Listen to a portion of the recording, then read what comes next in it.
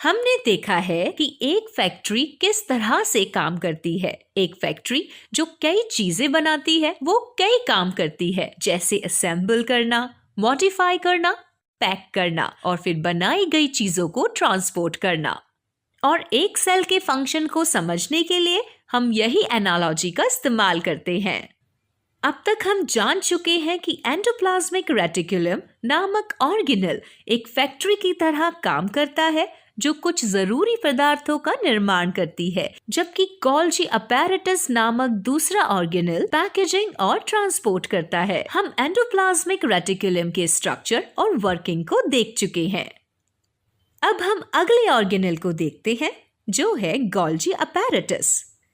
इस यूनिट को सेल का मॉडिफिकेशन और पैकेजिंग यूनिट कहते हैं। इस अपैरेटस का नाम कमीलो गोल्जी के नाम पर रखा गया है, जो कि गोल्जी अपैरेटस को डिस्क्राइब करने वाले पहले व्यक्ति थे। उन्होंने इंडिविजुअल नर्व सेल को स्टेन करने का एक क्रांतिकारी तरीका ढूंढा और सेल के स्ट्रक्चर की पढ़ाई की। जिस सेल ऑर्गेनेल पर उन्होंने फोकस किया वो गोल्जी अपैरेटस था। लेकिन ये ऑर्गेनेल कैसे दिखते हैं? क्या आपने कभी पिचके हुए गुब्बारे देखे हैं?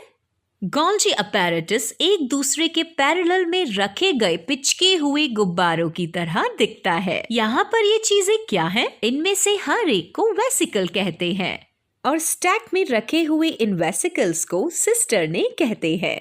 ये सभी एक मेम्ब्रेन से घिरे होते हैं। ये ट्यूब एंडोप्लाज्मिक रेटिकुलम से जुड़ी होती है। और आपको ऐसा क्यों लगता है कि वो इससे जुड़ी है? ऐसा इसलिए है क्योंकि एंडोप्लाज्मिक रेटिकुलम में सिंथेसाइज किए गए मटेरियल को पैक करके अलग अलग जगहों पर भेजना पड़ता है। कल्पना कीजिए एक simple protein molecule endoplasmic reticulum के जरिए गोल्जी बॉडी में जाते हुए ये सिस्टर्ने के अंदर इनमें से एक वेसिकल के जरिए जाएगा। ये फिर इन सिस्टर्ने से गुजरकर मॉडिफाई होगा। पैक हो जाने पर प्रोटीन को टारगेट डेस्टिनेशन पर फिर भेजा जाएगा। एंडोप्लाज्मिक रेटिकुलम के जरिए से भेजे गए पदार्थों को गोल्जी अपैरेटस जमा करता है, थोड़ा मॉडिफाई करता है और पैक करता है। लाइसोसोम्स के निर्माण में भी गोल्जी यूजफुल होता है। जरा रुकिए, अब ये लाइसोसोम्स क्या है? चलिए हमारे अगले वीडियो में उनसे परिचित होते हैं।